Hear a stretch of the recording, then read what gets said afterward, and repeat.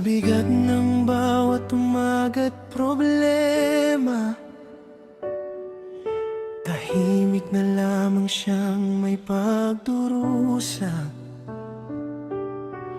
Iwas sa dating mga kasiyahan, upang bulsa'y di tuluyang mawalan. Hindi dahil sa galit o pagtatampo, kundi sa hirap na pilit tinatago. Bawat lakad ay may kapalit na bigat, na sa bukas niya'y lalo pang sumasagat. Minsan na ba lang nagiging dahilan, minsan na may wala ng kasagutan, hanggang sa paglayo'y naging paraan para lang may perang maipon kahit paano man. Ngunit may pusong di napagod lumapit, paulit-ulit kahit siya'y umiwas at umikit. Kahit ilang beses man nagtago sa dilim, hinahanap pa rin ang dating damdamin. At nang muli silang nagkatagpo, may kaba pa rin nakatago sa puso. Dahil kahit simpleng gastos ay mabigat, ramdam niyang kinabukas ay tila salat.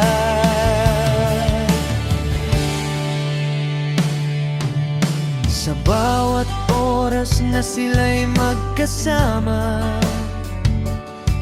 halata pa rin ang lungkot at pagnanasa.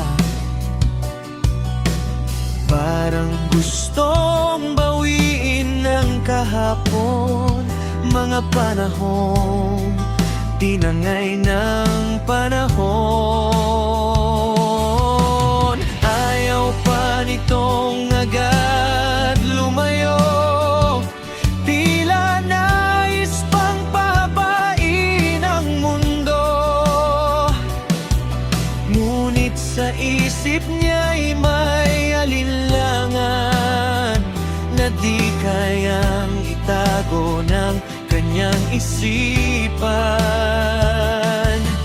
Maraming pangarap ang nais buuin, mga planong dalawa raw ang kapiling. Ngunit duda'y di basta nawawala sa pusong ilang ulit nang nadapa. Dahil may pusong di napagod, paulit-ulit pa rin lumalapit ng buong loob.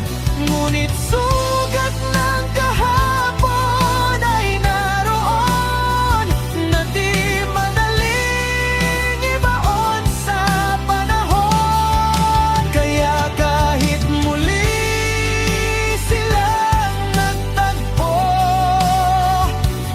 may pagitan pa rin di maitago.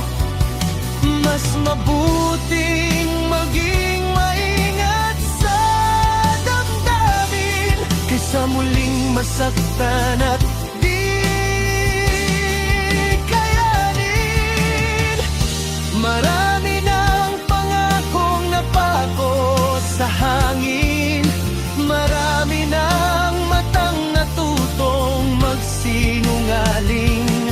Kaya bawat lambing na kanyang nadarama, pinag-iisipan muna ng paulit-ulit pa. At sa mundong kulang kahit simpleng barya, puso'y lalo pang natutong mag-ingat pala. Pagkat ang mawalan muli ng tiwala ay mas mabigat kaysa mawalan ng